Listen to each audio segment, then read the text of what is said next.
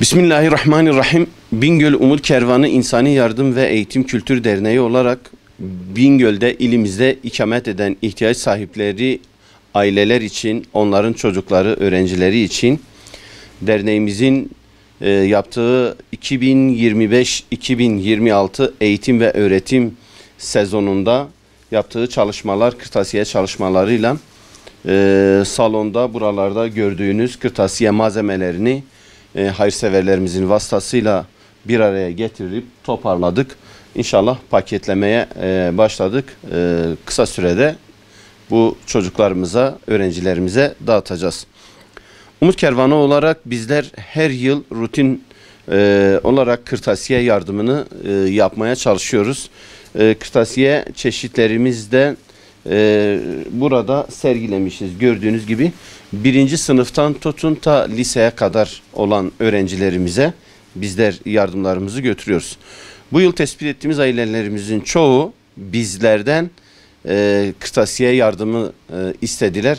Malum kırtasiye bayağı pahalı, özellikle defter, kalem, silgi. Bizler de bunun farkına vardık. Malum derneğimiz Eğitim ve Kültür Derneği olarak da faaliyet gösteriyor. Bu kapsamda bu çocuklarımızın sıkıntılarını gidermeye çalışıyoruz. Bizler bunu yaparken çocuklarımızın gözlerindeki o parıltıyı, o ışıltıyı, o sevinci görüyoruz. İnşallah buradan bu ihtiyaç sahibi olan ailelerimize destek sunan tüm kardeşlerimize, hayırseverlerimize de teşekkür ediyoruz.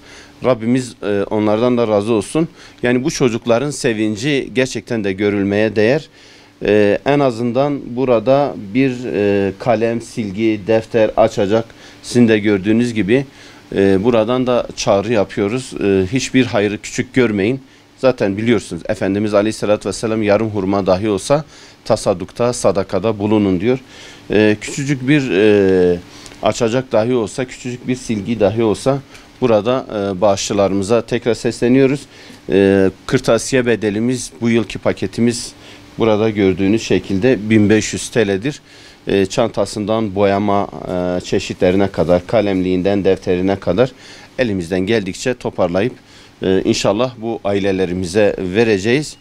Diyeceklerimiz bundan ibaret. İnşallah Umut Kervanı olarak elimizden geldikçe bu faaliyetlerimizi sürdürmeye gayret edeceğiz.